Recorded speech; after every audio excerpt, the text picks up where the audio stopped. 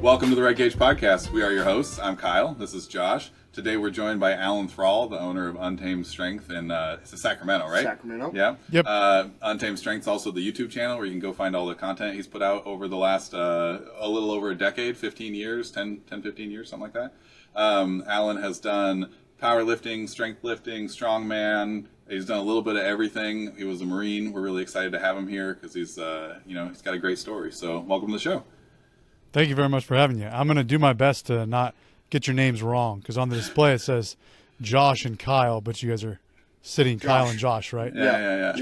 Josh over here. The good news is I have no sense of self, so you could call me pretty much anything, and I'm going to be okay with it. You know what I mean? All right. You could go blue Sounds shirt, good. black shirt. It'll be all right. We'll just edit it. We'll just edit in Josh. Yeah. Make your lips move. Yeah. I'll call you anything. Sounds good, Daddy. There you go. And All here's right. the title of the episode. It sounds good, Daddy.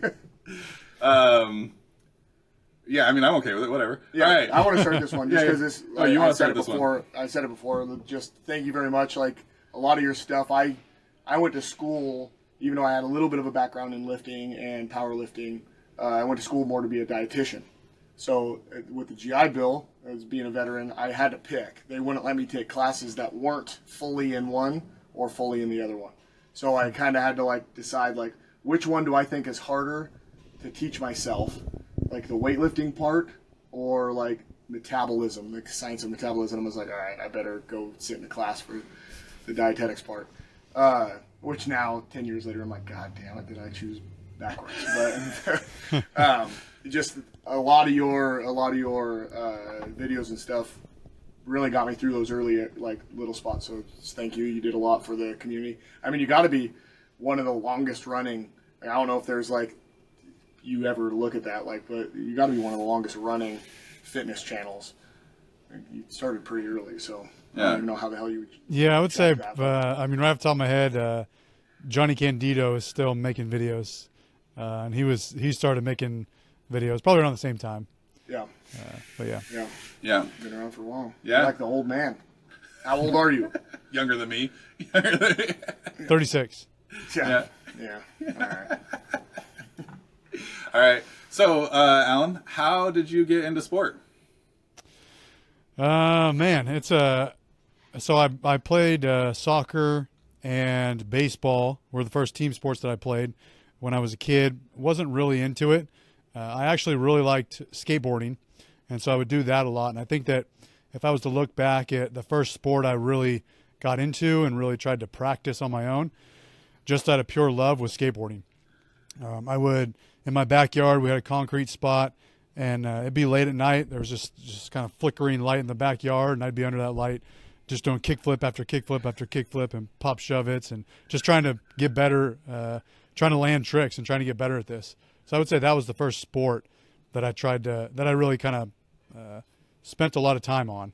Yeah. And then from there, I guess the first formal sport would have been football. I got into Pop Warner football. And the main reason I started that, there's probably two reasons. One of the reasons was a girl that I liked in school, in elementary school. She was a cheerleader for the Orangevale Huskies Pop Warner football team, and I liked her a lot. And so I was like, oh, I'm gonna play football. And so I was like, I want to play football for the Orangevale Huskies, and that was one reason. Another reason was my dad would watch football with my older brothers, and I'd see them having the time of their life watching football, shouting, hooting, and hollering, and I'm trying to watch, and I have no idea what's going on. I don't know. Why is this team running that way? What's a touchdown? Why do they keep stopping and starting? I didn't understand any of it. So it was kind of, as I was a middle child, I had two older brothers, two younger brothers, and I think that part of that was I want to learn how to do this so that I can watch and actually, watch the game with them. So I would say those two reasons why I started playing football, and then from there, loved playing football more than I loved baseball, more than I liked playing soccer. And I met a high school football coach going into my high school, my 8th grade summer, going into 9th grade. The high school football coach that I was going to play for hosted a summer weight training camp. And I had lifted a little bit of weights before, but nothing like what I was about to get into. And so I absolutely fell in love with lifting weights in high school because of this high school football coach. I think that a lot of people have a really bad experience with their high school football coach. You know, oh, he was a dad who didn't know anything, and we'd do quarter squats and we'd do all kinds of bad technique and all this kind of stuff. I had the opposite experience. We would do front squats, squats. The squats were stand shoulder width apart, knees out, back flat, sit down as low as you can, ass to grass. We do lots of cleans.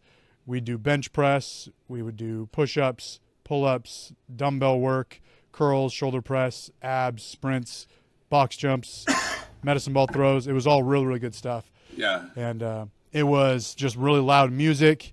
You had training partners that you would rotate with. You'd spot. Very engaging. It was just as serious as any strict football camp. And so anyways, I loved playing football, and I loved training, lifting weights for football.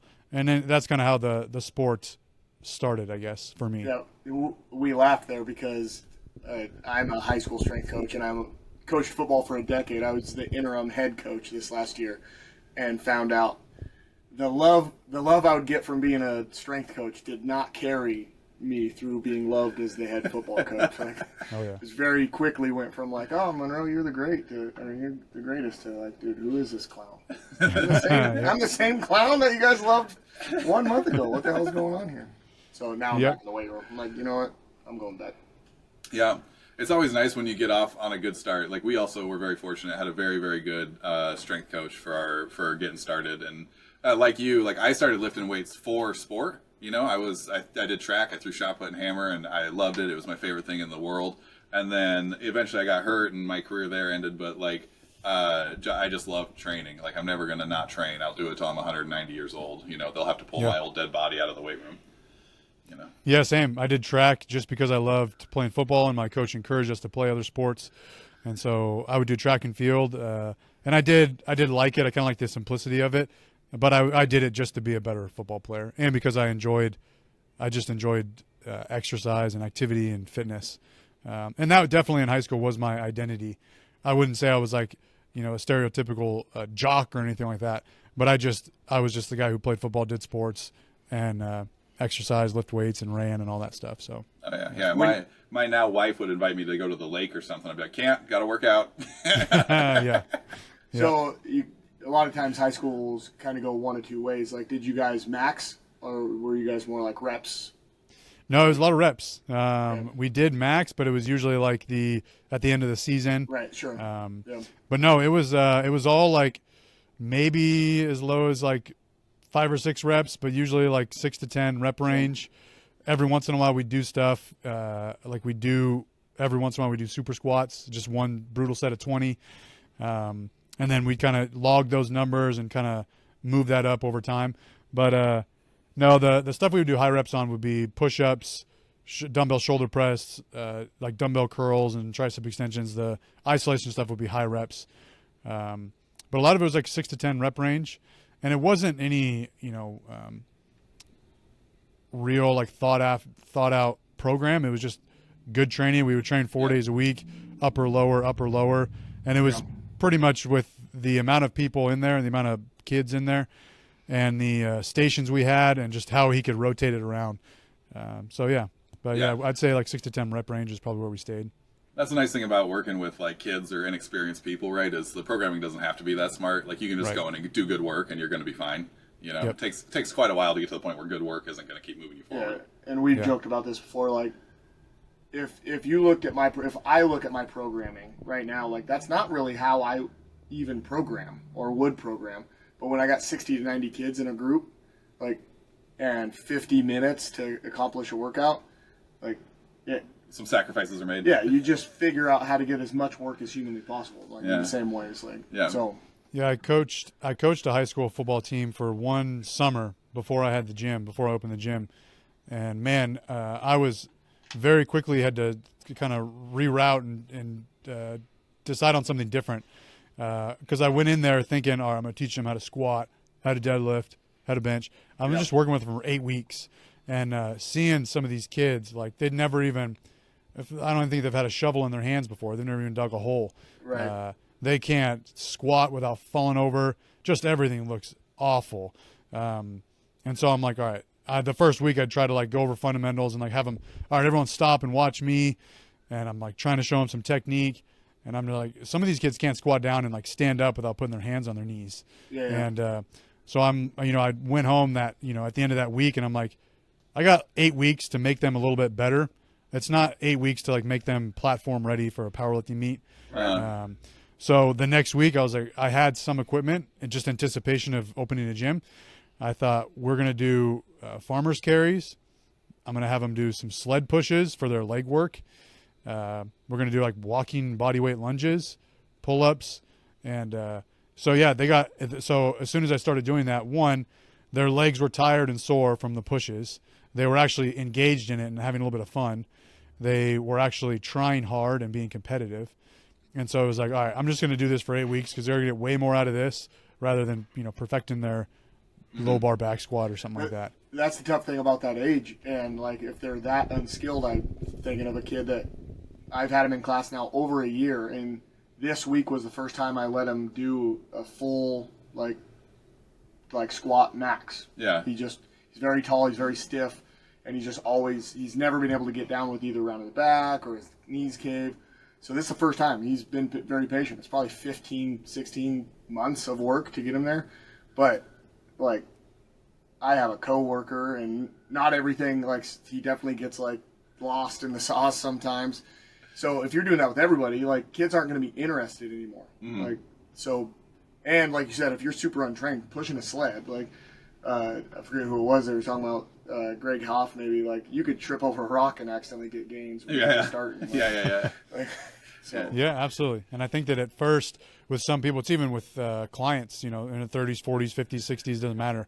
If I'm teaching them how to squat, a huge limiting factor is just the skill of it and the balance of it.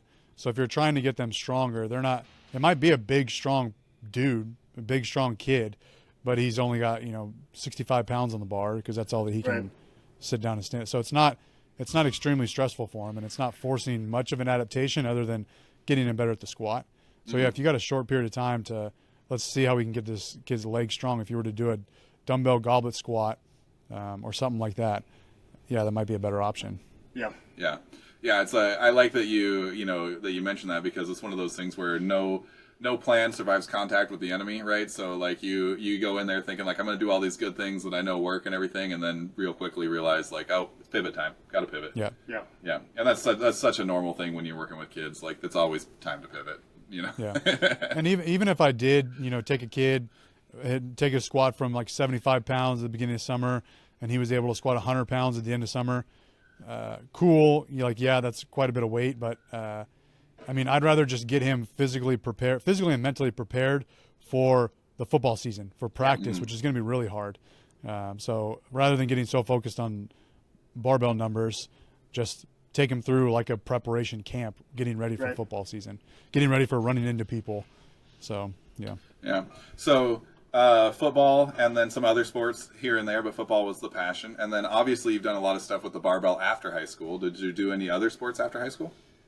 So when I graduated high school, I stopped lifting weights, because up until that point I really only lifted weights because I loved trying to be a better football player. And so I was just kind of like, what's the point? Like, I don't need to try to increase my clean.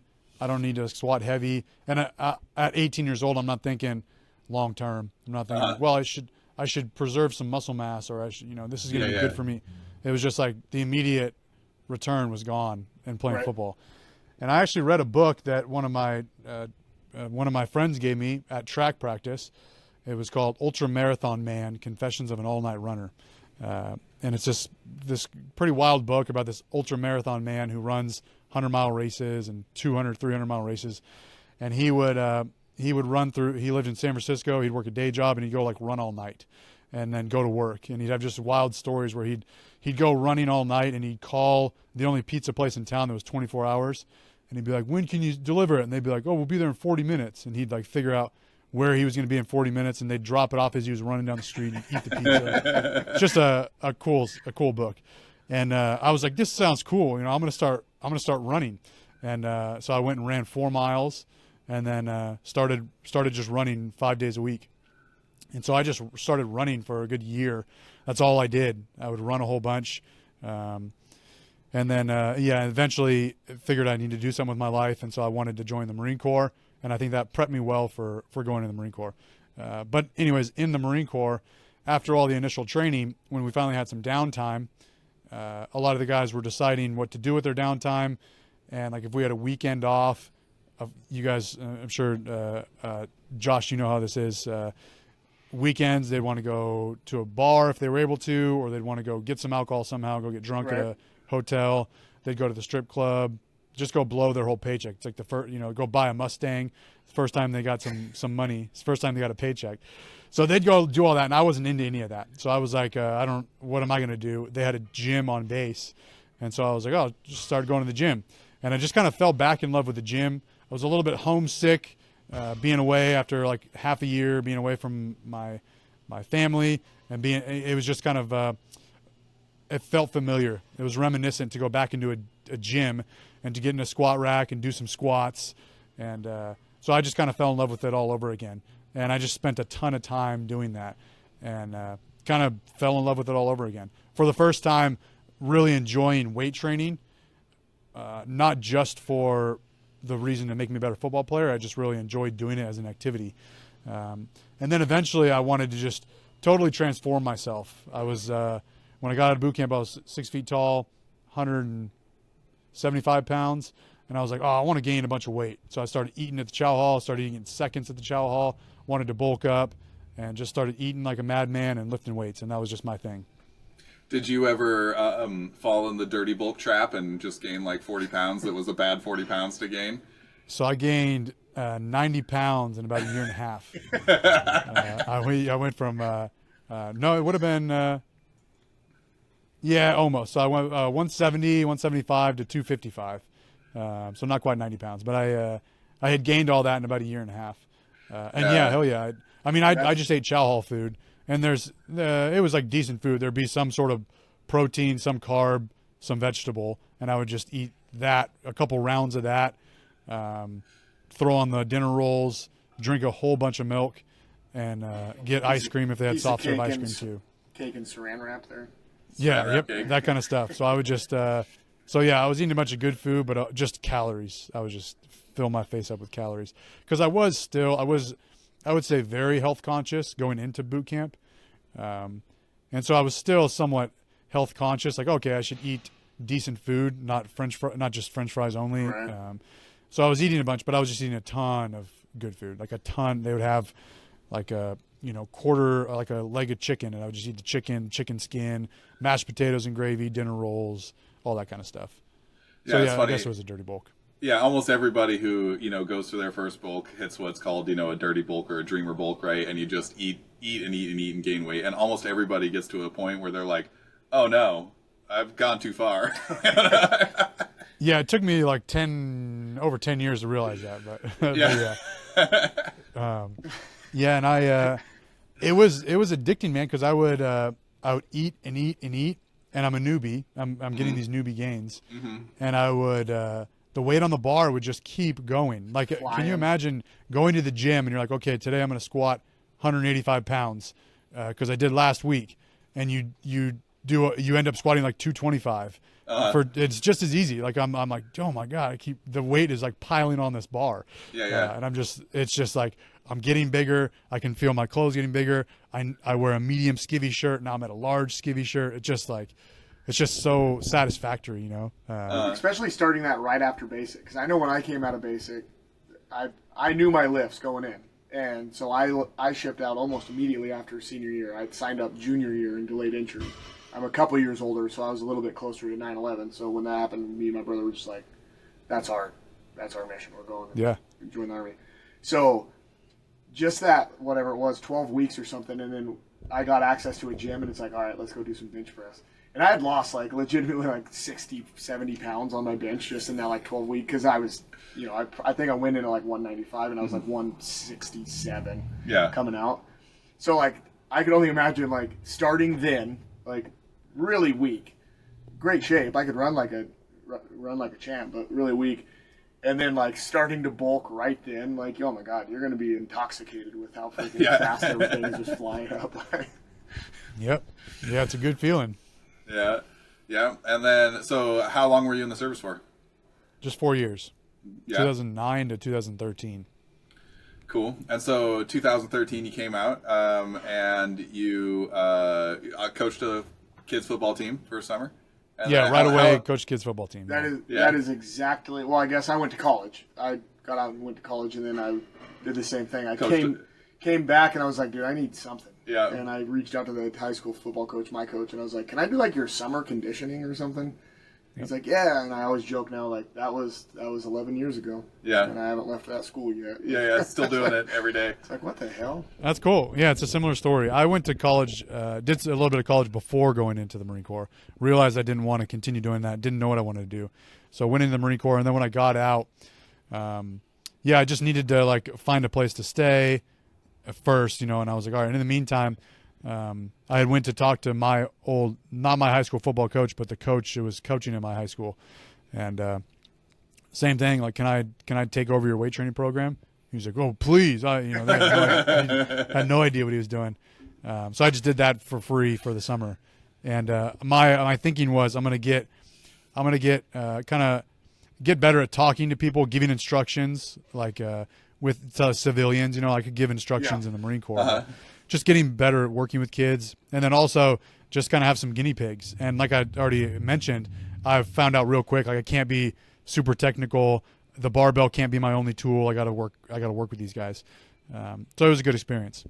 Yeah, it is amazing working with kids how often they show up and they can't squat or deadlift or whatever. Like, it does take a while sometimes to get them geared up. Yeah. How long did it take before you got Untamed Strength launched? When did you start working out with people for money? So I got out of the Marine Corps. I came home at the end of March 2013. I was on terminal leave. My leave ended in May 2013. And then I did that summer camp for that summer, the football summer camp, and then I had opened the doors to Untamed Strength September 3rd, 2013. All right. Right on top of it. It was just a few months after. So because it was to the point where once my terminal leave was done and I got that last paycheck, I was like, I got nothing. Like I got to figure something out now. I got to get a job, Uh-huh. Yeah. And so While you're on terminal, it's now or never. It's like, yeah, this is a great decision. Maybe I'm out. Yeah. And then that last paycheck comes and goes like, oh shit. Yeah. It's on me. Yeah, I got nowhere to be on Monday morning. So yeah, at that point I was like, I'm not going to wait any longer. Like, I need to start now. Yeah. So what was your initial, what was that initial setup like? Like, how did you, when you went to get started, did you have money saved? Were you able to like get equipment you wanted? Were you garage sailing it to, put together all the things you needed? Like, how did the launch go for you? So I did have some money saved up. A couple of years into the Marine Corps, I already realized that I didn't want to re-enlist, and I just kept, racking my brain trying to think about what I wanted to do. And I was like, I want to open a gym. And I was just set on that. So I did, start saving my money as best I could. And then I had a little bit of money saved up before the Marine Corps. And so what I did was I wanted a small place. I did not want anything that was overreaching. I wanted really low overhead. I wanted a small place. I was going to be working with everyone who came in the gym, and I did work with everyone who came in the gym. It was not I'm going to fill up this warehouse with an awesome gym, build it, and they will come. A bunch of people come in, and the gym sells itself. That wasn't my idea at all. It was like, I need some equipment to train people, and I'm going to take everyone through the workout. So it was really, they were paying for me and my service more than this awesome gym. So I knew I didn't need to put much into it. And so I actually tried to mimic what I had set up in high school, my high school weight room, because I was like, my coach got through like 50 of us, in the weight room at once. We all had our own stations. We'd all rotate. And so I kind of thought about that. I was like, all right, if I have 3 squat racks and 3 people per squat rack, and then I have 3 places to do cleans, 3 people in each of those stations, 3 people for bench, 3 people in the, so I was just kind of calculating these numbers in my head. And so I was like, I just kind of went with that. It's like 3 of everything. I didn't have quite that, but 3 squat racks, 3 benches, some barbells to put in there, etc. And my thing was strongman at the time too. So I knew I could fill kegs, fill sandbags, make Atlas stones. I could get tires for free. And so a lot of that was just stuff that I had to find, like junkyard stuff. And so I wanted to just outfit the gym and go from there. It's funny that for me, like if I walk into a gym and it has shit like that, I'm like, oh yeah. Like, this is a fucking gym right here. You know what I mean? Yeah. But it's like you said, like, it's just like, we're just getting started. I can't even get shit. So I'm just going to find some heavy things, right? Like, and it's just a funny thing, like, how my brain works. Like, oh, dude. Yeah, I can reassure you I did not. Nobody was walking in that gym thinking, oh, this is it. This is where I need to be, you know.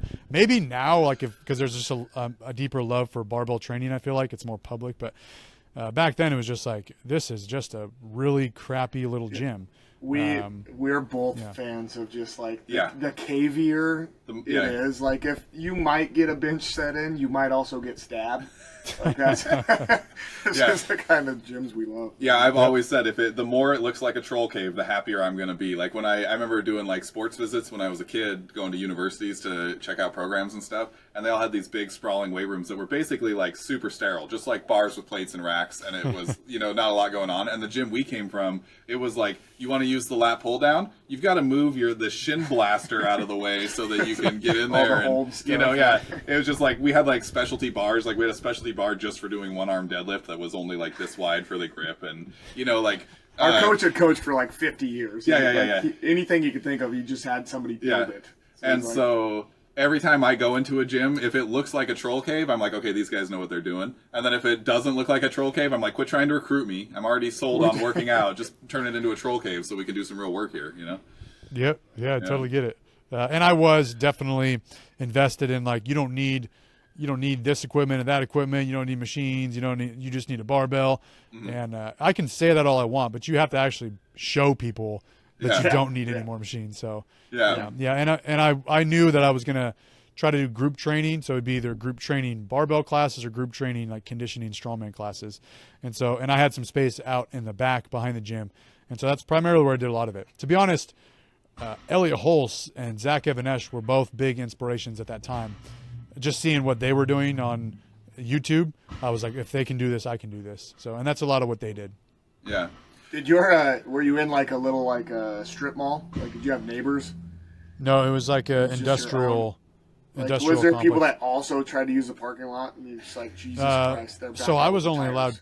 allowed 2 parking spaces, but the good news is I didn't really have many people who would come in the morning or afternoon. It was mainly in the evenings, and everyone was gone by like 5 p.m. Okay, that works out. But I did have some neighbors that didn't like it. But yeah, that is what it is. But it was like back in the tucked away industrial complex. The only reason you're going down there is to go to one of these warehouses. Yeah.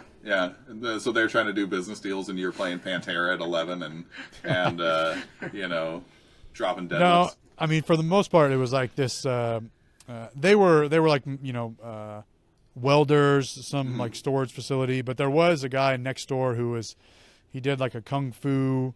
He was like a kung fu gym. And sometimes he would kind of talk to me about the music if it was too loud. But there was one guy, I don't even know what he did. He was just an old man. He just hated us being back there. He hated, like, he would drive, like, try to go 60 miles an hour, like, right next to us. And he would, like, run. I'd have cones set up just to, like, let people know, hey, there's people working out here. He'd run over the cones. And I would try to talk to him about it, but he'd storm off and lock his door. But stuff like that, yeah. He doesn't even work there. He just hates people who work out, I wouldn't have been surprised. Okay, so you got a really common thread. You love football, which is a team thing. You were a Marine, which is a team thing. You started a team training gym. So what were the big takeaways at each step that like got you to the point where you were going to be doing this thing where you were working with groups like this? Like when you were in football, did you fall in love with, having a guy on your side? You know what I mean? That sounds sketchy. Having a teammate, having the brotherhood, and that was like the thing that you wanted to do. Or was there like lots of little lessons that you learned by doing the sports and doing the Marines that you felt like just reinforced the kind of person you are? Like what was that like for you? Yeah, it's funny you mentioned that. I've never really thought about that. But so I'm kind of going to take it a different direction. Yeah, the football was I really enjoyed. I grew up with 4 brothers, so that's definitely like 5 of us. It's a team thing. Love the football thing. Love the weight room thing. Joined the Marine Corps. Enjoyed the brotherhood. But I actually realized quickly in the Marine Corps, I'd say halfway through, so probably 2 years, that I wanted to be alone. I wanted to be on my own. I didn't want coworkers. I didn't want a boss. I didn't want to have to run my ideas by anyone. I didn't want to have to rely on anyone. I really just wanted to do my own thing. And I would say that the last thing I did in the Marine Corps, in the Marine Corps body bearer section, it was a very special duty, very honorable duty. I'm glad I did it. But I didn't really get along. I didn't like the guys that I was with, that small platoon I was with. And I think that just put a really, really sour taste in my mouth. Like, I'm just so sick of people, so sick of listening to these guys and kind of being forced to do what I'm told by people that I don't actually respect. It's just I have to because I'm in the Marine Corps. Yeah. And so I was just like, I'm on my own. I can't wait to get out and be on my own. I can't wait to grow a beard and a ponytail and just be like this kind of outcast. So that was my mindset going into getting out of the Marine Corps when I started the gym. I didn't really try to chase any sort of team atmosphere or brotherhood after that. You mentioned that, and it's a good point. It was mainly just trying to work with as many people as I can, just from making money. I just want to work with a group of people because I feel like that's easiest rather than trying to work with one person at a time. Right. So that's kind of where the group came from. But I wouldn't say I was seeking any sort of camaraderie or anything like that. I know that sounds like I'm standoffish or something, but to be honest, that's not the reason. It was just, I just want more people. Bring your friends, bring your boyfriend, bring your girlfriend. Let's get as many people as we can. And I guess I should say that, I think I really liked having people around in high school in the weight room. So I wanted to kind of mimic that. And it was just more fun to train a group of people rather than personal training with one person. Yeah, it's funny. We were both teachers during the day, and I have a lot of talks with kids about how they respond to stresses, right? Because you can have adaptive or maladaptive responses to stress, right? And what you just described sounds like an adaptive response to stress. I want to be able to do my own thing. Obviously, if you enjoyed having the people in the weight room and you enjoyed football and all those kinds of things, you've been very, very much a part of the strength community for the last 15 years, right? So that community piece is still there, but you've taken all the stuff that is not good for you and just flushed it. You know what I mean? I'm getting rid of every one of these things that isn't healthy, isn't making me feel good, isn't making me happy. I'm getting rid of it, and I'm just keeping the stuff I like. That was absolutely it. Yeah. Right. Yeah. And there are a lot of leaders in the military. Tons of awesome, really great leaders, but there are also people that just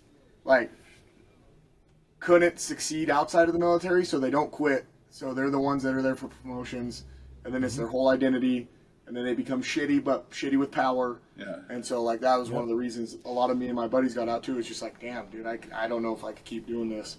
So. Yeah, they would say that all the good Marines get out, and that's not entirely true, but that you kind of understand the concept. Yeah. Right. And this is what I say. This is what I say always to anybody out. If you're not a Marine, you probably shouldn't say that. And if you're not in the Army, you probably shouldn't say that. This will, right? So I try to explain. So infantry and Marines, we do similar things. So if it's a group of infantry guys and there's a Marine, we're going to talk shit. And if it's a group of Marines and it's infantry guy, they're going to talk shit. But if you're neither and you say some shit, I'm going to be pissed off. You don't know, you're not going to say that shit. Shut your damn mouth. So yeah, absolutely. It's interesting, but I do feel the same way, getting out and then trying to it was a purge. Man, I wasn't able to do it that way, but there's been that looking for that fire of being your own boss. Yeah. And then I got into education, which Shelton School District, if you're listening, you guys are all awesome. Anyway, so you came out, you had the gym, you contributed a lot, put out a ton of content, done a bunch of interviews, interviewed a bunch of people for, powerlifting. What do we call it earlier? Strength lifting, where you did those were the meets where you had a clean and an overhead press and a squat or something. What was No, it was a squat overhead press deadlift. Squat overhead press deadlift. So real quick, that federation was started by Mark Ripito. Yeah. Oh, He was tired of powerlifting and, like big, huge arches with no range of motion on the Right. bench. He didn't really like the bench. He likes to press more. Didn't like seeing these super wide stance sumo deadlifts. So anyways, in that federation, there's for the squat, it's a normal squat. For the and there's no bench, it's a press instead. And then for the deadlift, you can do conventional deadlift only. So another really cool thing about it, have either of you done powerlifting? Or are you familiar with powerlifting? Yeah, that's kind of our bread and butter. yeah. Okay. Yeah. So a really cool feature of the strength lifting meets is that there are no commands. You just have to show that you know the commands and you're doing them. And if you don't, boom, it's a red light. So for the squat, for example, you unrack it, you step back, you stop moving, you make sure the bar is motionless, you squat down and up, stop moving, show control, rack it. If you don't do anything, if you don't do one of those things, then it's a red light. But it's not like I did everything right, but I slightly jumped the rack command. Same with deadlift. You need to stand up, show lockout, follow the bar down. If you don't do that, red light. So there are no commands, which I think is really cool. But yeah. And then there's way outs. There are no way ins. So you don't weigh in and go into a weight class. After your third attempt deadlift, you step on a scale. Whatever weight you are, you're put in that weight class, which just completely avoids people unnecessarily cutting weight or doing any drastic weight cuts. You can cut weight if you want, but you're gonna have to perform that way. So there's a lot of cool things to it. Yeah, I really like it. Weight cutting is what got the initial conversation that got us to this point was extreme weight cutting from wrestling, like seeing our wrestlers come around. Because we train them through the summer, and a lot of our wrestlers, we're at a smaller school, so our athletes, it's only a small athlete pool, right? So a lot of our athletes like summer football programming, then football, and then they get into wrestling, and by the end of wrestling, they're just like zombies and they're green, and it's like, dang, man, there isn't something unhealthy about that, So that got us to that. But I love I used to work with a group of wrestlers, high school wrestlers, and they were really good wrestlers. They went on to do like great things at certain colleges, but when I was talking to them, they're like 115 pounds, 120 pounds, and they're always cutting to the lower weight class. And I'm like, good Lord, you guys, you're like gonna blow away with the wind, especially when they're going through puberty, that they're like starving themselves. They tell how hungry they are when they come here to the gym. They were motivated about it. I wouldn't say they were complaining, but they'd say like, I haven't eaten anything all day, or I had some ice chips. And I'm like, and their dad would come, and he was super motivated with wrestling. He was, they're going to go here, they're going to go to these colleges, they got this record and all that. And I'm just like, why don't they just wrestle at their current body weight? Like, they're really talented wrestlers. I'm sure they would be fine up. But they're like, but everyone cuts. So you can't, if you're in the same weight class, you're going against someone who's heavy. I'm just like, I don't know. Someone's got to break that cycle. But those kids going through puberty and like dropping. That's awesome. Yeah. So trying to drop 15 pounds when you weigh 117 pounds as a high schooler is just crazy. We had a mutual friend growing up who probably walked around at like 160s and tried to wrestle in the 130s, and he was so explosive and so powerful, and then by the time he made it down to 130, he'd show up and just look like a noodle. And it was like, man, you went too far. Like, that was your body's only going to give you so much, and then you're not gonna have a good time anymore. It's crazy. Okay. I had something on the weighing outs, but they are trying to. I like in powerlifting, there are some things I've heard getting thrown around, like on the bench press, like bench pressing to parallel to avoid the big arches. Yeah, they do that now. IPF, you've got to get your elbow below the top of your shoulder joint or whatever. Just trying to, but in the world of powerlifting, we talked about this before, right? It's trying to lift as much as possible. So you're going to see people, we had a good conversation with a guy named Logan Chapman, and he's almost a 2,400 pound total lifter. And, I'm used to like SPD knee sleeves, which give me some comfort and, and a little spring, a little bit of spring, and they make me feel good. And he's like, my knee sleeves, I could put a 55 kilo plate on it. And it just still starts like, all right, we're playing with something else. Those are the Inzer knee sleeves. It seems like knee wraps there. But made out of wood. All right. Anything to get ahead, I guess. So, do you want to walk us through a little bit of like, because each one of those, like, I mean, there's a lot of overlap, obviously, between powerlifting and the strength lifting and strongman and just training for fitness and stuff. Like, what was did you have like a favorite that you do for a while, then you start to get burnt out and switch gears? Were you doing a bunch all at once? Like, what was kind of like your trajectory moving through the strength sports? I initially, when I was in the Marine Corps, I was standing post with a guy named Josh Clark, and he knew that I liked lifting, and so he was like, he said, he told me before we were working, we saw the schedule, saw that Clark and Thrall were going to work together at this post, and he knew I liked lifting weights, and I knew he liked lifting weights. We were both new to this section. And he's like, Thrall, he's like, I can't wait to talk weights with you or talk barbell training with you or something all night long. And I said, sounds good, dude. And so we showed up to post, and he brought printed out 531 by Jim Wendler it was printed out from like T Nation. Yeah. And he brought that, and he was like, dude, he's like, this is the program you got to do. And it was the first time that I'd ever seen a program, like seeing, okay, on this day you do this lift. And looking at it, I've seen like men's health programs, which is like squat, leg extension, leg curl, leg press, walking lunges, just a bunch of stuff. But I was like, so you just like do squats today and that's it? And then like maybe some assistance and he's like, yep, just focus on these main lifts. And anyways, so that was when I really that was my first introduction to actual programming and training. And so I started doing that. Love the program, love gaming the program of I'm going to try to get these reps. I'm going to try to beat these reps in this progression. And so that's where I started actually following some sort of progression. Josh and his training partner, Josh Clark and his training partner, Carl Borges, they were into strongman training too. And they said, hey, there's amateur strongman competitions. And I said, what is that? And he said, have you ever seen World's Strongest Man? I said, yeah, I've seen that. He said, you can do that as like an amateur against other amateurs. And I said, dude, that's really cool. They were into strongman. Josh actually mixed an Atlas stone in his barracks room. He would mix in a little 5-gallon bucket, little patches of concrete, and then put them in. He'd bring them downstairs. He'd put it in a little mold behind the building, mix in his room, put in the mold, and so it would like dry in layers, and it was like this Saturn-looking Atlas stone. But he was like, oh, you got to try to lift this. And I've seen Atlas stones on World's Strongest Man, so I was like, dude, this is really, really cool. I like this stuff. And so I found a competition and went to do my first strongman competition. And and then I just really got into strongman training. And so I would say first and foremost, strongman training was my first real love. And started running with that for a few years. Untamed Strength was going to be a strongman gym. I didn't really know much about powerlifting.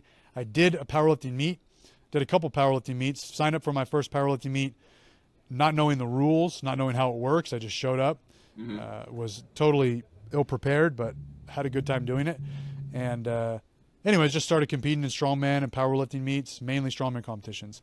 And then it wasn't until probably 2016 that I had met Austin Baraki on Instagram. He is part of the Barbell Medicine crew. Yeah. They used to be starting strength coaches, him and Jordan Feigenbaum. And so I was coached by Austin. Austin wasn't a strongman competitor. He just coached strength, barbell training. And so I was like, hey, I want to focus just on barbell training, start doing powerlifting. So I started doing powerlifting for several years, didn't do any strongman. Just kind of went back and forth between the two. But there's not like a clear and concise timeline of my strongman and powerlifting. But I started with strongman, eventually moved on to powerlifting for a few years, did a strength lifting meet because that was there, and then went back into strongman training and started doing more strongman competitions. Yeah, I think that's it's something that I know that some people can be pretty critical when they see people hopping around a little bit, and that's not really hopping around because it sounds like you're doing it for years on end, with pretty significant focus, right? But one of the things that happens when you're training is you start to almost like feel like you're allergic to getting under the bar to squat again or to bench again or whatever, and you just need some change, and if you can have some mental flexibility and be like, hey, why not do strongman for a couple of years or powerlifting for a couple of years or CrossFit for or whatever, right? Whatever your poison is, I think that's a really like smart thing to do because it will keep you in the weight room when you might otherwise get burnt out. Yeah. I wouldn't say I wasn't burnt out on anything for almost 10 years. I was just Yeah. obsessed with all of it. But yes, eventually when I did start getting burnt out on certain things, I had to pivot. And I Yeah. had to kind of reach into my toolbox and figure out what else I can do. And I would say the catalyst that started all that was when I had my first son, Yeah. or when I had my only son, when I had my first kid. But that would have been in 2019. And it was just a number of things. But I was just like, once my schedule kind of started to shift around because we had a newborn at the house, I was like, why am I force feeding myself to like get in sporadic little training sessions? Why am I like stressing about the weight on the bar today? I got to lift this today. Just why am I stressing about all these little tiny things? And so I had to kind of adjust my training approach. And I just enjoyed it. When I did that, it was kind of freeing, like, okay, there are other things I can do. There's another approach I can take. And so I think that, yeah, having my son changed things for me. Not to say that I like lost interest in the other stuff. It was just, I can go through phases of training, seasonal phases in training. And I don't need to worry about squatting 500 for 5 today and eating 8,000 calories today for my training session tomorrow. I don't need to worry about, well, if I can't get a 2.5 hour session in, I mean, what's the point, So I just had to make all these adjustments. Yeah. It's And I amazing actually enjoyed it. how children can make you realize what is the what's Yeah, yeah. important. Like, Yeah, my kids got me back into the weight room. I'd been out for a long time, and having kids got me to be like, because my dad passed away when I was young. I was 22 when my dad passed, and I had my own kids, and I'm like sitting at a desk job, and one day I went to tie my shoes in the morning and lost a button on my pants, and I was like, oh no, this isn't good. Like I got to do something different. Yeah. And I'll tell you what, I don't know, maybe you guys were more economical with your time, but we also did probably at the same time, same article with the 531, me and my buddies, Chris Woods and Travis Bellin. Like that 531, that would take like 2 hours. Yeah. You know what I mean? Like that first set, and then it's just like, all right, let's go lay down. Just lay down for 8 minutes before a set. And it's like, those were like the longest workouts ever. And Yeah. hardly any work was actually ever done.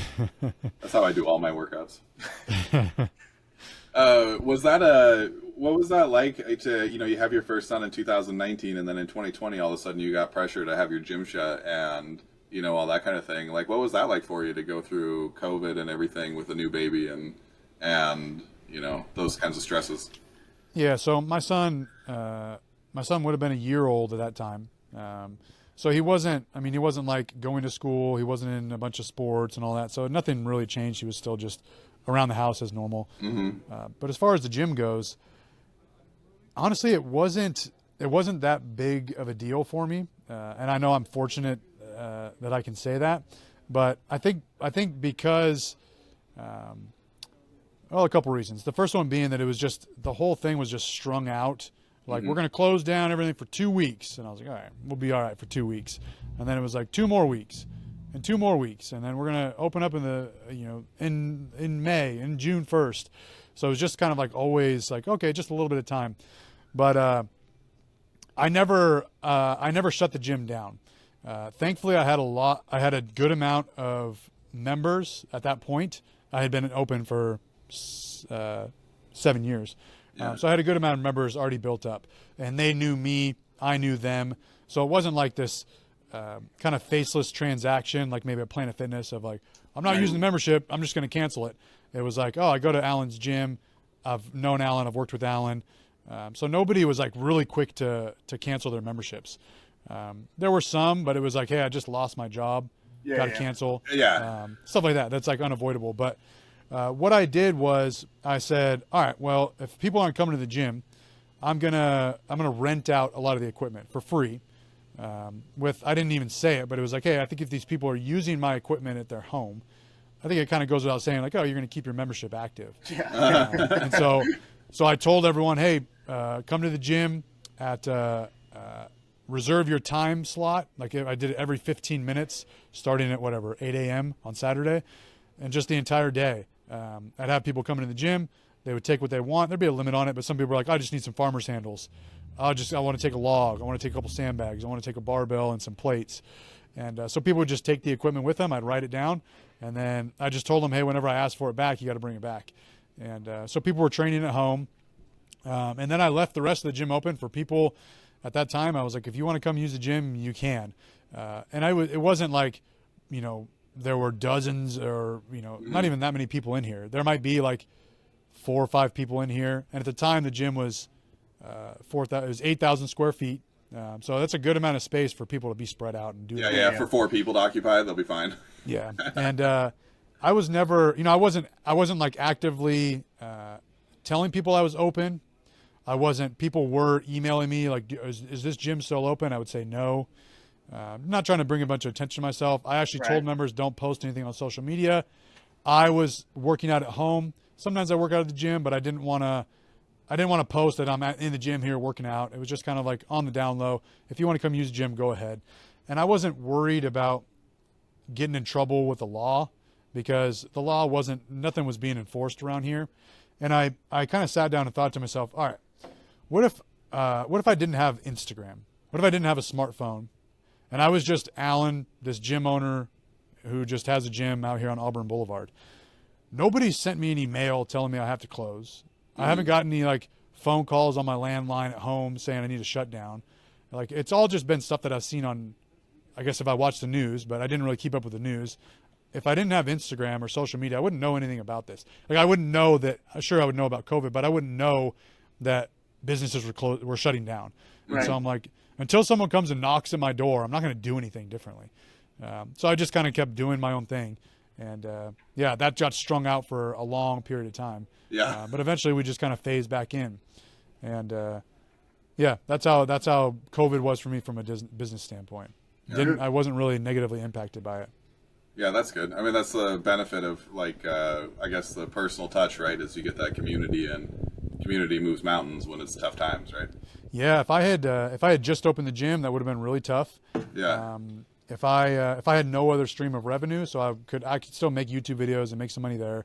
I could still do some online programming, make some money there. So that was helpful. But yeah, if I had just opened up, it would have been a different story. Or if I just if I was just this faceless gym owner and I opened up a gym and was gone, nobody really knew who the owner was. Nobody had any sort of like connection to the gym other than this is just where I work out. There might have been a lot more people who just left. Yeah. But thankfully they stuck around. So it's a good community that I can't thank enough. Yeah. Yeah. I managed an Anytime Fitness when the credit crash happened back in 2008, 2009, and it was weird because like just overnight we lost like 20% of our members, they just came in and were like, I'm done. And we're like, okay, like we were a really healthy business. Like it was okay, but it was one of those things where, when you get like that, you see that positive feedback loop of people's mind frames, right? Because, the economic impact ended up being worse than the actual, situation because people start, they're afraid of the future, and so they are adjusting down, and so it just keeps pushing it down more and more. It was a really interesting experience to go through. Well, it also shows like a successful gym. Zach Bartell said the same thing. Like the gym is a vessel for your coaching. Mm-hmm. Like don't open a gym for a gym because then eventually your stuff's going to get wore down, and they're going to go to the nicer gym. Like if you're just in a gym war. Yeah. But if you have the coaching and they're there for coaching, then people might stay. Like yeah. And it's kind of funny because his gym, so he runs SoCal powerlifting, and it's the exact opposite. You guys started at completely opposite gyms. Like he talked about, like you come in and you have your own rack, like you don't lift with other people, and like you have a coach. Mm-hmm. And I was just like, I came up the same way with you, right? Football workouts, like 3 to 5 guys on a rack. You just learn how to spot and adjust and unrack and re-rack. And we were talking to him, and he was like, "Oh my God, if you went over and tried to get in a set of squats with one of my clients, they would be so thrown off." I was like, "Oh, that's weird, man. That's such a strange way to work out." That's how the gym started, with that team atmosphere of everyone's working with me. But it's not like that anymore. We still do classes, group classes. Sure. I have one tonight. But yeah, it's mainly functions as a 24-hour access gym. So if you wanted to come in, stick in your squat rack for an hour and a half, put your headphones in, go ahead. That's the majority of what people do. But yeah, starting out, I couldn't, the gym didn't sell itself, so I couldn't say like, check this out, come sign up. It was more like, please come to the gym. I promise I'll take you through a good workout. And that was all that people really wanted at the time. Nobody cared about how much they back squat necessarily. It was like, oh yeah, I don't really go to the gym. I don't stick to any routine. So it's fun to go to the gym, and some of my friends are there. I've made new friends. So it was definitely community oriented at the start. Do you feel like clients are different? You know, you've been coaching or having a gym for 12 years now. Like, with like, I don't even know if it's necessarily all social media, but I do feel like kids come in with more like expectations. Like they come in and they've seen before even lifting, they know like, oh, these are the lifters and I want to do this kind of thing. They already have some gear going, you know, and it's like, this is strange. Normally that's a third or fourth year lifter habit. Like, I don't ever run into that. The almost all people that I work with now, they're just personal training clients, just gen pop. Because the majority of the time, someone who reaches out for coaching, or I guess for personal training sessions, they're totally lost. They don't know where to start. They're usually overweight. They're old. They're weak. They've been throwing their back out. They can't keep up with their kids. They're like very bottom entry level, at least in my experience. And so they realize I need to ask someone for help. Whereas online programming and coaching, there might be a lot more of what you mentioned, where they're like, look, dude, my squat's been stuck at like 425 forever. Like I need to get 200 kilos. Like, and so I was like, all right, let's like make some small adjustments, but that's more online. In person, I rarely have like just tanks coming in here like, help me out. You know, it's usually people that actually need help that I work with for personal training. Okay. Yeah, that was most of the people I worked with. I only had a handful of, like, managing the gym, you know, and the whole time I only had a handful of people who were really concerned about performance. You know, most everybody just wanted to feel better, look better, you know, get rid of their diabetes, whatever. Yes. Yeah. Yeah, So, that's my experience. how many iterations of Untamed Strength have you had now? How many gyms have you had? So I opened the gym in 2013. That was about probably 800 square feet. But usable far less than that because there was a big section of the gym that had a really low ceiling. And then I was there for 2 years. In 2015, I moved down the street to a spot that was like 1,500 to 2,000 square feet, but a big square footage of that was a loft and an office. So it was just this horseshoe-shaped gym. And then did not enjoy being there because the landlord just gave me a bunch of headaches, and I probably gave her a bunch of headaches too. And so at 1 year, she said, I'll let you get out of your lease early. I don't remember how long the lease was for, but at 1 year I said, can I get out of this lease? And she said yes. And I found a spot currently that I'm at in 2016. I moved into a 4,000 square foot warehouse. And then in 2019, next door became vacant. And so I punched a hole in the wall, expanded over to another 4,000 square feet. And then in 2022, on the other side of the original location, another 4,000 square feet opened. And so I punched a hole in that. So it's 3 4,000 square foot warehouses all connected together. So it's a 12,000 square foot gym now. Yeah.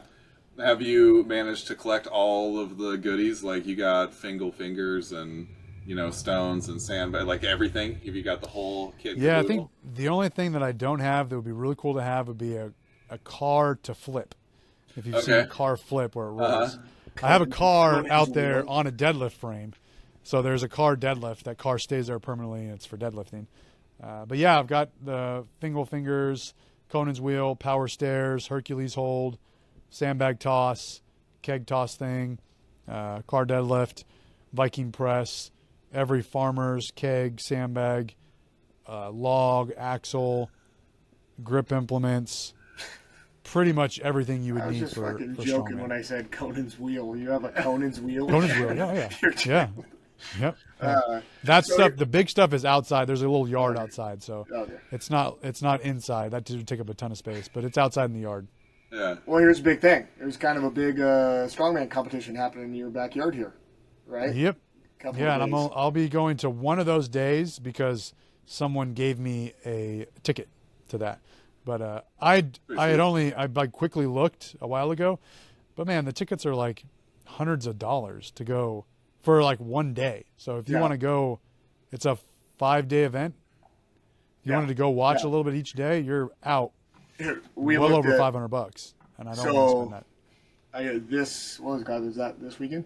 The So this last 17th, I weekend, think Lucas Hatton, who just got second at the Rogue competition, he is a Washington guy. We're up in Washington, and we had our powerlifting state champion. He came down. For He the was kids, nice high school enough. kids. Yep. He was Nice. him and his coach came, and we met him and stuff. And I was like, oh man. His coach, Laws? It was it Laws? Alec Jose. Yeah. Oh yeah, okay, yeah. Okay. Yeah. But they were freaking awesome. And I was like, dude, I wonder how much it costs. You know, Sacramento isn't that far. You know. Yeah. Go down and watch a room on local guy, and the tickets were just insane. And it was like, you can get these tickets, but as soon as you leave, they'll steal your seat. It was like general. It was like, you better just come and stand in the same spot, hoping you don't gotta pee. Yeah, yeah. I was like, holy crap, dude. Like, Have you ever been to a World's Strongest Man competition? I'm not. That's what I was like, dude. So it's a TV close. show. You're going to be there for 10 hours for like 3 events. And it's, I mean, I will admit it is cool to see. But yeah, it's like you're standing there, especially they did it a few years ago in Sacramento, and they just happened to be here during a heat wave. The entire week was over 100 degrees for the entire week. And so like you're sitting there roasting in the sun, and it could be 3 hours before you see any commotion of like World's Strongest Man competitors come out. And it's just like you're sitting out there, and they got their cameras up, and they're like, all right, we're going to get like we're going to fly the camera by you, and you guys are going to scream. Ready? Go. Ah. Okay, let's do it again. A little louder. Ah. And like nobody cares. Ah. Again. And you're like standing there. Again, you can't leave. It's just like not very enjoyable. But it's always been free. But the thing is, if you leave, you're not getting back to where your spot. But it's always been free, so you could come and go as you please. You didn't lose anything. But yeah, now they're expensive tickets. So yeah, I always like just trying to get any sort of like video out. You know, like trying to pay attention, because I think CBS is airing it in like August. Yeah, you're not supposed to. You're not supposed to record anything. They have signs that say no recording. Yeah, no recording. People so do, like, but I just sit there and listen. Like all you, Big Laws normally has a live stream. So you just listen to him talk about text messages that he's getting out of the World's Strongest Man. Oh, it sounds like he's doing. It's like, there is a like a Google Sheets that's always live. That you can check that. Yeah. Like, that always makes me feel like such a nerd when I'm like, I gotta go check this Google sheet and see who's winning World's Strongest Man. And my wife's like, what do you do? Can you watch it somewhere? I'm like, no, not for months. they're the last ones, man. Yep. Yeah, it's an interesting production scheme. Yeah, we need to get out to one though soon. If not this one. You guys, where you guys at, anyways? Washington. Oh, that's right. Yeah, You said that. Yeah. Right near Olympia. Western Washington. Yeah. Man. Cool. Yeah.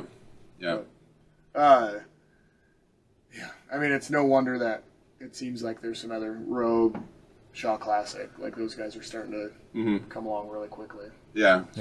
I don't get 2025, man. Like you got to just partner with Amazon or something. Like you could have that produced. It could be out today. There's a lot of, I mean, if anybody's been like following Strongman for a long time, there's always a lot of kind of behind the scenes stuff where they're like, hey, we're going to be doing this log ladder. And then they get there and they're like, never mind, it's a Conan's wheel. Like they'll just like randomly change events and you know, the competitors are game for it because they're competitors. But it's also, you know, if you're brand new to strength sports and you don't know how it works, like, or, you know, sports in general, like real sport performance, like you spend a big chunk of time training just to get kind of bigger and stronger, like you're trying to change your body, and then you spend a little bit of time trying to get really good at whatever your skills are, your events are. So if you go in expecting one event and they switch it and give you something else, like you may not have all the capacity you need to participate fully. You may not be able to exercise that as well as you could if you knew that it was coming, you know, 6 or 8 weeks ahead of time or whatever. So yeah, I kind of like that. That's kind of the beauty of strongman, at least back in the day. It's a much different sport now, but I kind of like, you know, in the early 2000s or the 90s of World's Strongest Man, when it was just show up, a collection of strongmen. Yeah, you show up, and then these are the events, and nobody complained about, you know, what the hell is this event? This isn't strongman. This isn't what we were expecting. It's just a bunch of odd events. And they might get like a couple weeks before, hey, these are the events we're going to do. But it's not like, 3 months out, here are the events, and then you see on Instagram all of the competitors doing the exact events. Yeah. And so it's almost like, okay, we know what the placings are going to be. It's just if they can come out and now they got to come out and perform. But yeah, it's just very, very specialized. Like it's got to be what dumbbell are we using? What's the weight of it? What's the circumference of the handle? What's the length of the dumbbell? Like they need to all. And I'm not like trying to roast strongman competitors, but it's just so standardized. I even see it here with local competitors. Like, oh, I heard there's a deadlift event at this. What barbell are we using? What height are we using? Yeah. It's like it's just a standard barbell. You're going to be pulling off the silver dollar blocks. Like, is it a stiff bar or a deadlift bar? It's like, good Lord, it's just just everyone has to know, and then they just drill those events. That guy shows up and gets like 400 pounds. Yeah, and it's funny the bleed that happens. Yeah.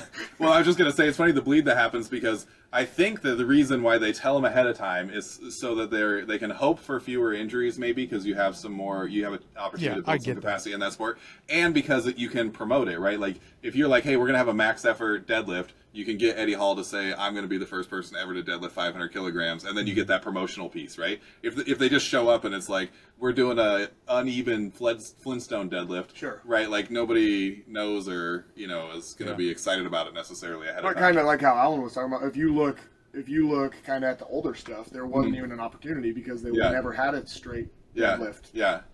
You know what I mean? It was straight arm hold the axe. Yeah. You know what I mean? The actually sharpened axe and stuff. That could come back and bust you in the head when you fatigue and tug of war and shit like that. Like it was those old ones are pretty awesome. Like, what is the dumbest strongman event you've ever done?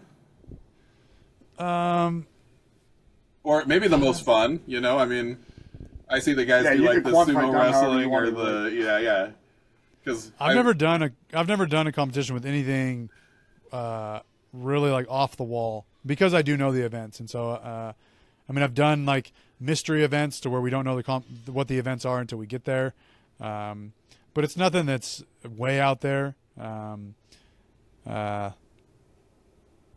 Nothing really. Nothing that's like. My favorite event would be Atlas Stones or tire flip. I've pulled semi truck, fire truck. Nothing that's like the weirdest or anything. It's just traditional strongman stuff: logs, axles, circus dumbbells, tires, backwards drag with a sled, forward push with a sled, different trucks that I've pulled. Yeah, so nothing really that's that odd.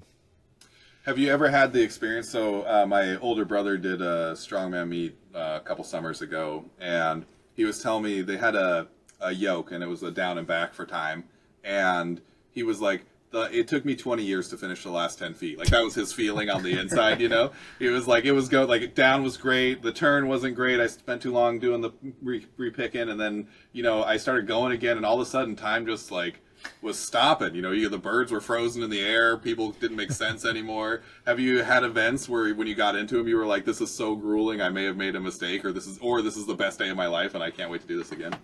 I have. I would say California's Strongest Man, I think last year, maybe 2 years ago, it was on the farmer's carry. So they have these scuba tanks, like scuba dive things tanks. Are horrific. Yeah, that are filled. It's like filled with cement or something. I don't know. But they're 240 per hand, which on its own is not extremely heavy for like a clean ergonomic farmer's handle. But these things are like slamming into your knees as you're walking. But anyways, I don't know what it was, but as soon as I picked it up, I was just like, oh, this is way too heavy. Like I'm going to be dropping this a bunch. And so I start walking and I'm just getting like knocked around. It feels like the handles are slamming into the side of my knees. My knees are slamming into each other. And I'm halfway. I am in my head. I'm like, one more step and I'm going to trip. One more step and I'm going to trip, like trip and fall and drop them. And I'm just like telling myself I'm going to trip. Oh no, I'm tripping. So I literally feel like I'm like catching my balance the whole second half of the farmer's carry. And I'll be damned, I finished the whole thing without dropping it once. And I just stumbled over there. Like it didn't look as bad as it felt. But thank God, like my hands were holding on to it, but my core, my hips, something just was not in it. And I just felt the whole time I was just telling myself, like, you're going to trip and fall, you're going to trip and fall, you're going to trip. And I'm like trying to catch myself. So I just felt like I fell with 240 in each hand the whole second continuously, half. Nonstop. Yeah. It's like trying to sprint downhill where you're like, ah. Yeah. So that's, I guess, most recently one example of, like, I don't know how the hell I finished that. Yeah. One time, I did a set of farmer's handles that were made out of like oxyacetylene tanks, so they were like 5 or 6 feet long. They were really long, and they were filled with like metal shot and water, or like nuts and water or something. So they would like tip around. But I remember that, that experience of it smashing your knees together and being like, I'm just not gonna do it. You know what I mean? Like if I go to a meet and they got this, I'm just not playing. I'll take a 0 on that event and try to win all the other ones. Like I'm not doing it. Yep. What's your favorite strongman meet that you've done? What was the best time you ever had doing strongman? I don't have one. It's hard to say. I mean, I guess I would say any competition that I've won. It's just I feel it's just such a weight off my shoulders because I've been thinking about this for so long, and I've just tried to do, just this is the goal, and I finally get to reach this. But yeah, I mean, there's been Winter Warrior that's hosted here by one of the members, and the first year that went, I won that competition. So it was just cool to win a competition that was not my own in my gym. And so it just felt cool. Like everyone was super supportive about it. It wasn't like I picked the events and I ran the rules. I just was a competitor like anyone else. And the winner's me. Yeah, I win. Yeah, no one else. No second, Take no third. the trophy away. Yeah. And then I would say California Strongest Man is my favorite competition each year. Yeah. And this year I got second. And I was just as happy with second as I was with first place, honestly, because training up to that didn't go all that well. But I surprised myself with my performance on each and every event. Yeah. And there have been competitions that I've done where I didn't do that well, but I ended up winning. And I'm like, I wish I would have done better still. This is one competition where I did the best that I could have done. I ended up getting second, and I knew in order to get first, it was still pretty close, but first place deserved first place. He would have had to mess up and made a mistake in order for me to beat him, and I wouldn't, wish that on him. So yeah, I was really happy even with second place. But any competition where I do what I set out to do or I exceed my expectations, it's cool in my book. Yeah. At that competition, what are the weight classes? So there is usually 3 weight classes: lightweight, middleweight, heavyweight. Lightweight class is 200 pounds and under. Middleweight class is 201 pounds to 231. They use pound classes and kilo classes. It doesn't make sense. And then there's 231 and above is a heavyweight class. And sometimes sometimes they'll split the heavyweights into 265 and below, 265 and above. Sometimes it's 308 and below, 308 and above. So yeah, kind of depends on the competition. Can be all over the place. All right.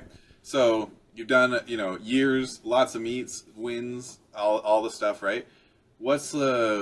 If you're giving advice to somebody who's going to get into strongman right now? So I have always really loved training. I don't compete very much because I just love training. I have my own little 500 square foot troll cave with 900 pieces of equipment in it, and it's like a good fun time. But as part of doing the show, we've been deciding to sign me up for stuff, to go out and see if I can get injured or whatever.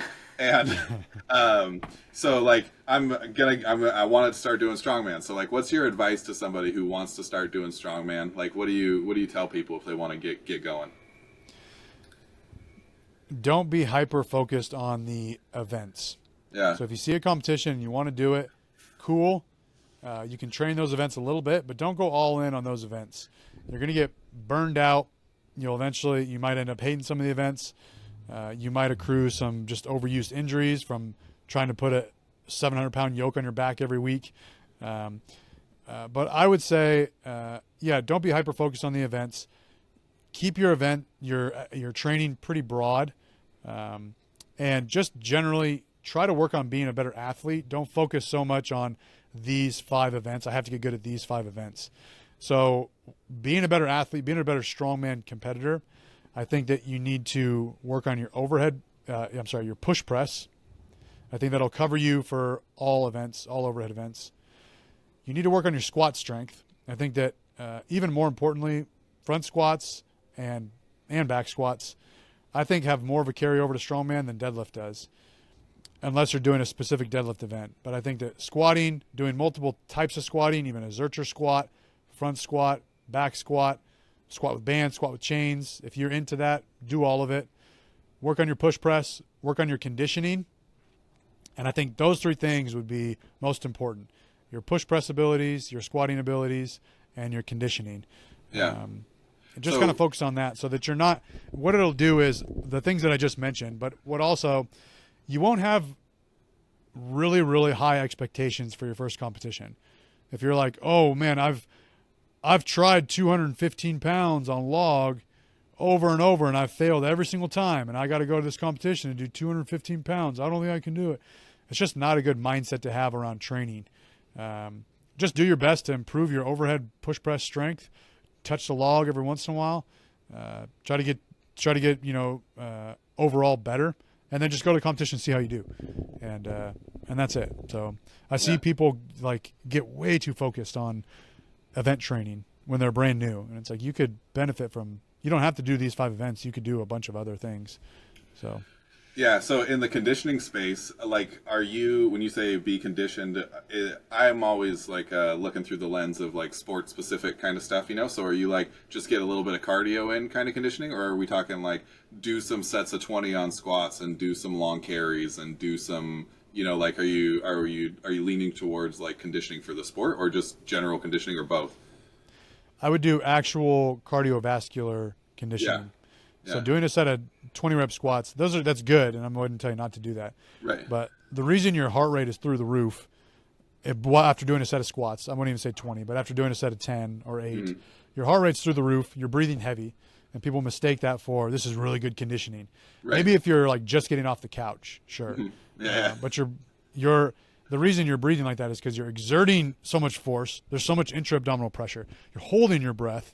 That's why your blood pressure and your heart rate are so high. But if you were to go, and I'm not saying you have to run, but if you were to go run a slow mile or 2, right, your heart rate's going to stay pretty consistent. That's tapping into a different cardiovascular system. It's not quite the same as doing a really hard, a max set of 5 squats. So I think that doing some form of conditioning, if you like riding in a stationary bike, if you like doing rowing, if you like jogging, all of those 3 things are great. If you hate all of those things, then yes, you can do some strongman, but I would not do it very heavy. I would keep it light enough that you can kind of maintain an elevated heart rate the whole time. So if I was to do sandbag carries, I'll lay out 3 sandbags, and I'll carry the sandbags, carry 1 down, jog back, carry 1 down, jog back, carry the 3rd down, jog back. Maybe do that a couple times. Or just I'll say I'm going to do this for 15 minutes, and I'm going to do as many sandbag trips as I can in 15 minutes without puking, without redlining. So you're trying to get some sort of even flow for those 15 minutes. You could also do something like EMOM work. I'm going to carry this sandbag 15 minutes. I'm going to carry it 100 feet every minute on the minute. Just something that keeps your heart rate up consistently for that period of time. So you're actually able to breathe while you're doing that. You're not like holding your breath, like you're doing reps on a squat. But I think that'll type into a little bit different cardiovascular system that'll leave you better conditioned. Yeah. So doing really, people think, okay, strongman conditioning, I'm going to do my strongman medleys at competition weight. You can't maintain, you can do that 1 set, maybe 2 sets. Yeah. If you do that consistently, like a couple times a week, you try to do it each and every week, you're just going to burn out and everything else is going to suffer. So try to separate your strength training and your conditioning. Don't worry so much about blending it together. That's how I approach it. Yeah. So finding ways to kind of daisy chain those strongman movements so that you can do them for 15 minutes at a sustained, keep in that aerobic zone.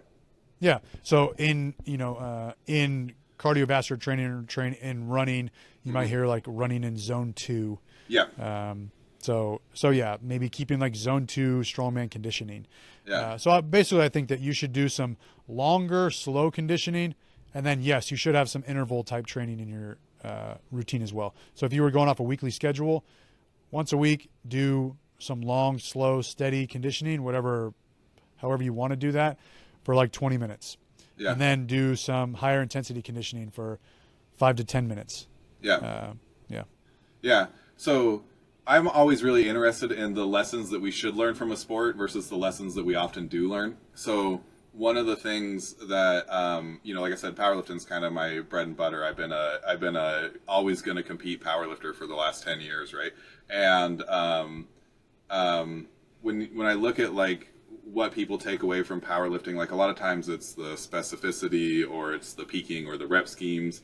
But I think that Ed Cohen one time said something that I think is probably the lesson that we should take away from powerlifting, which is I put up my biggest numbers when I'm strong everywhere. Like when I make a suit of armor out of my body, like I'm, monster row, monster pull up, monster everything, right? Like not just squat, bench, and deadlift.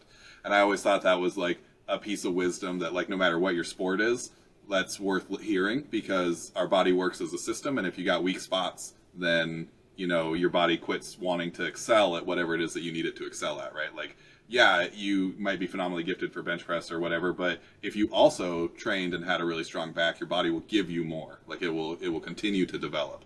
Is there, you doing this bouncing back and forth between sports, are there takeaways from strongman or takeaways from powerlifting or takeaways from strength lifting that you're like, oh shit, everybody should be doing this all the time? Or I did this in powerlifting and it was hugely beneficial for me in strongman, that maybe aren't the things people think about right away.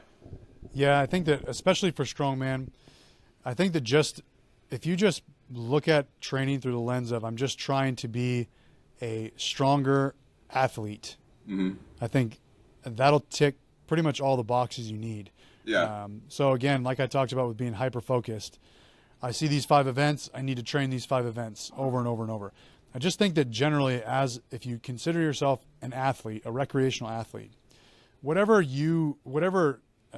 characteristics you can put, whatever attributes you can put into, if you were to create a character on a video game, an athlete, you'd want them to be strong, you'd want them to have some agility, have some conditioning, have some body armor, be resilient to injury, maybe have some coordination.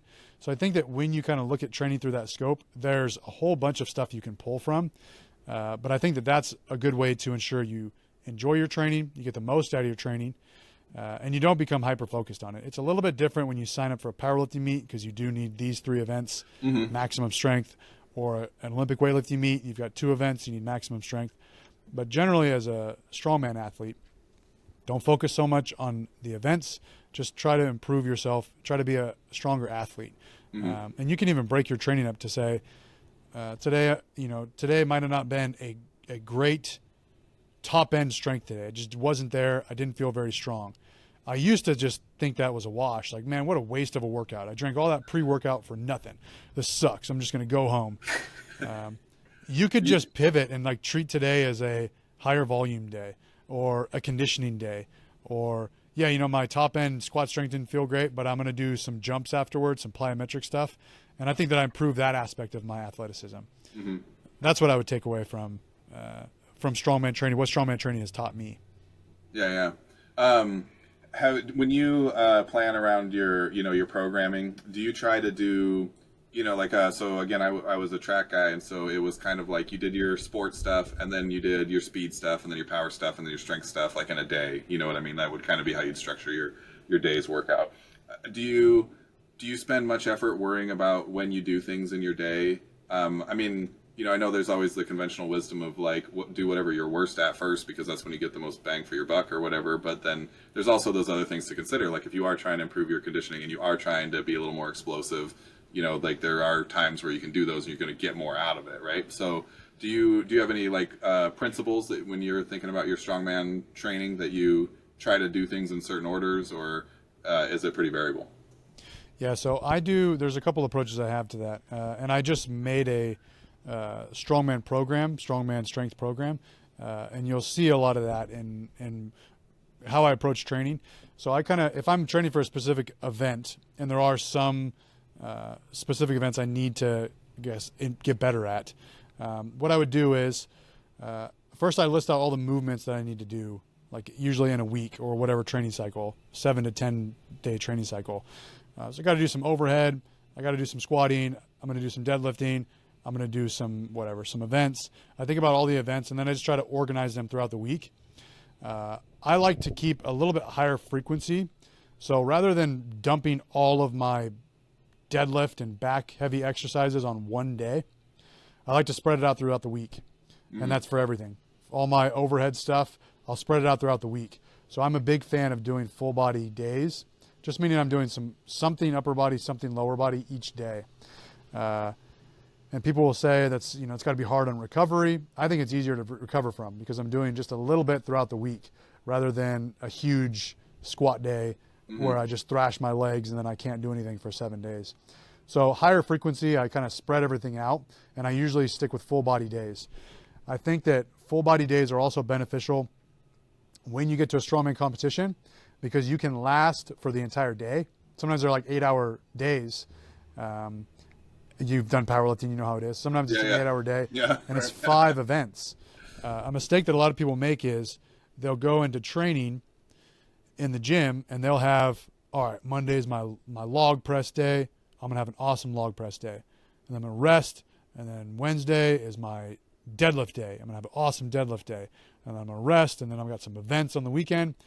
And they're able to do well when everything is separated by a lot of time. But when you put it all into one day within a few hours, they just event one and they just start fading out throughout the day. And I never look at people and judge them beforehand, but I'm never really, if I see competitors on Instagram posting these big lifts, I always know in the back of my mind, they've got to put that together on competition day. They actually got to show up and string it all together in several hours, and maybe they won't be able to. And a lot of times you see it. You see people just fade out. So anyways, my approach to training is I'm going to do a little bit throughout the week. I'm pretty much going to do full body days, and I'm not going to worry about optimizing my recovery. So I'm going to be smart about training. But what I tend to do is if I have someone training 4 days a week, I might do their gym lifts the first 2 days, and then I'll take their event days, and I'll have you do half the events on one day, half the events on the other day, back to back. And people will ask, can't we spread that out? I'm like, if you need to for your schedule, yes, but I want you to be able to do those third and fourth events with a sore back from yesterday. Right. So I don't know if that answers your question, but that's kind of how I approach training. Yeah, and it can be really demoralizing. Like I've seen it in a lot of competitors where they'll show up and they're not in shape for the event, like whatever, whether it's strongman or powerlifting or whatever, like they have an awesome squat and then they get to bench and bench is down 50 pounds. And they're like, I don't understand what's going on. And then deadlifts, they're not even, mentally, they're not even showing up for it because they had such a bad experience already. So I think that's a really good bit of wisdom to give people because it's hard to rally over and over and over and over again. Yeah. It's difficult to do in powerlifting, training for a powerlifting meet, especially if you're really strong. Like you can't do a competition squat, bench, and deadlift all in one day. Right. But I still did try to do, I still would maybe squat first. And then I would try to have, and then after that, I would do my bench press, and I would expect to have a good bench press day. I wouldn't say, well, my bench is off because my squats. Like that's what I got to do in competition. And then if I wasn't able to do squat, bench, deadlift all in one day, I would always try to touch those 3 things each day. Not always, but most of the time. So I would do squat and then bench, and then, all right, I'm going to go do some Pendlay rows just to kind of mimic a deadlift. That way, when I get to meet day, I'm used to doing all 3 of these things at once. A lot of powerlifting programs that I used to do. So I used to do, I guess I shouldn't say powerlifting programs, but when I would do 5-3-1, and it's all separated: squat day, bench day, deadlift day, overhead press day. I would do the juggernaut method for powerlifting. It was all separated, and I just never liked that because when I'd go on competition day, I'd blow my load on squats and then everything would just kind of go downhill. So I just adopted that full body approach, and I enjoy it. And I think that if I'm doing some lower body movement and then I'm doing some upper body movement and then I'm doing some isolation movement, maybe 3 things for the day, all of those are pretty top quality. But if I do really heavy deadlifts and then I do really heavy Atlas stone lifts, and then I do something like my performance kind of degrades as I go in the session. So that's another reason why splitting it up a little bit helps. Mm-hmm. Yeah. I mean, we're at an hour and a half already. I don't want to keep him all day. I want to be respectful of his time. But do you have anything else that you want to talk about? No, really the only thing I could think about was when you said Ed Cohn's famous quote. Yeah. And all I could think about was open your tank. Like that was the advice that you were going to get. I don't think that's what I was going to say. I was going to say, that's it. That's all you need to be successful in strength sports. Yeah, and then just end the conversation. Yeah, just keep it open. Bye. Yeah. Just don't even put out another episode. I'm going to start assigning quotes to people that are things they haven't said. I'm going to be like, Alan Thrall said, all you got to do is take off your pants. And then, Yeah, I see a lot of that. I actually, it's funny you say that. I heard that today. Someone was spouting off some Instagram clip. Someone was spouting off. It was a political, like, health post. But he's spouting off all these statistics. And I'm like, dude, this dude's a whiz with statistics. And I went back and I listened to it, and I just, he said, I'm not going to repeat all what he said, but he said, no, actually, one of the things he did say was only 5% of Americans exercise. And I was like, that seems low. I'm going to fact check this. I just Googled it. What percentage of Americans exercise? And just the Google AI came up and it said 28% of Americans meet their exercise. And I'm like, that was easy. And I'm like, where did this guy get 5% from? But and then he said a bunch of other stuff. So yeah, people really can say whatever the hell they want, but it's, you can just check it on Google and see. That's been a common topic with all our guests is like, social media is great because more people are getting better information, right? Mm-hmm. Like the access to information. You don't just have to be lucky and like grow up in a place where a coach, you have an awesome coach. There is ways to get that information. Mm-hmm. But there is also way more crazy ass shitty information out there. Like, you gotta be careful. I'm just skeptical of everything, anything and everything. You should exercise and eat good food. I'm like, I don't know about that. Let me check this. We just had Greg Hoff on, who's a long time exercise science guy. Works at the what was the Edith Cowan University in Australia, and he was talking about how there had been this common claim around velocity-based training, and they tried to trail it back and whatever that claim was, and eventually they got to the point where they realized this is just something somebody said in an article that they wrote it wasn't what the study was about. It was just a throwaway line hey. Yeah, no one was being nefarious. It just happened to be that got quoted, and then the next people were like, oh look. Yeah, it's been quoted twice now. I can quote it. It just became a thing, and it's like, oh shit, no one actually ever proved this. It was just a quote. Yeah, there are people who will say oh, I'll never forget when you said that, and I'm talking about one of my videos. I'll never forget when you said this, and I'm like, Did I actually say that? I might have, and I don't agree with it now. But I'm like, I don't know if you made that up or what, or if someone else said it and you just remember me saying it. Yeah, memory's crazy. Maybe that's a good question before we go. Last question ended on, and hopefully we stay around for a little bit after we say goodbye and everything. I'd like to pick your brain a little bit, but last question before we go. What are the things? Are there any things that really stood out across your training career where you thought that this was going to be your peanut butter and jelly, and then you get a couple years down the road and you're like, that was a giant waste of time. I shouldn't have been doing that. There's nothing that stands out because I have always followed what I believed was the best way, and I don't regret that at all. I would not do a lot of the things I used to do. Like bulking like that, for example, just for health reasons. But I would never say that I wish I never bulked. I wish I never, went all in on this exercise, even though that was a tip, that was advice I gave about not being hyper specific. Right. Honestly, if that's what blows up your skirt and you're like, this is it, I want to do this, I'm obsessed with this, I can't stop thinking about it, go for it. I'm not going to tell you no, that's not the best way. Go for it. Whatever gets you. So there's nothing that I look back on and think oh God, why did I do that? I think the only thing I would say is when I was in high school, I really wanted to be bigger. I was a running back and a linebacker, and I was like, I want to look like Ray Lewis. I want to be huge. I didn't really understand the importance of eating. I still ate because I was hungry. I didn't starve myself. But yeah, I guess in high school, I wish I would have eaten more. to actually, you know, burn, to account for all these calories I was burning. But there, other than that, man, there's nothing that I think like, why did I do that? I shouldn't have done that. Yeah, and I think that's a really fair response, because a big part of this is just staying in it, like just enjoying it and being a part of the game, and you know, learning and doing things. Like, you're not going to know how to do things right the first time anyway. So Yeah.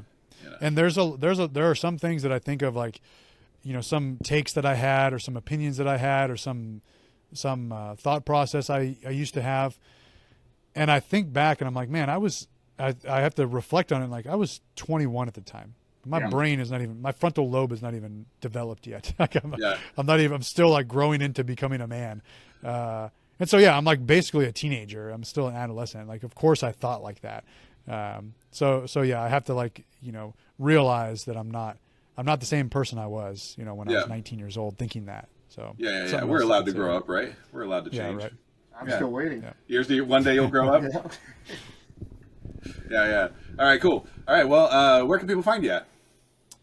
On Instagram, it's at Untamed Strength. My name is Alan Thrall. You can just YouTube that, or Untamed Strength. You can YouTube that. And then if you're in the area and you want to check out the gym, the website is trainuntamed.com. And you can find, I do have a program that I mentioned, the Strongman Strength Program. You can find that through my Instagram. You can find that through my apparel, Untamed Strength apparel. All that stuff's linked, you know, all over the place. So cool. Yeah. All right. Well, Thanks for coming on, man. yeah, we appreciate you. And everybody else, thanks for watching. Like, comment, subscribe. Helps out the show a ton. We really appreciate it. And we'll see you next time.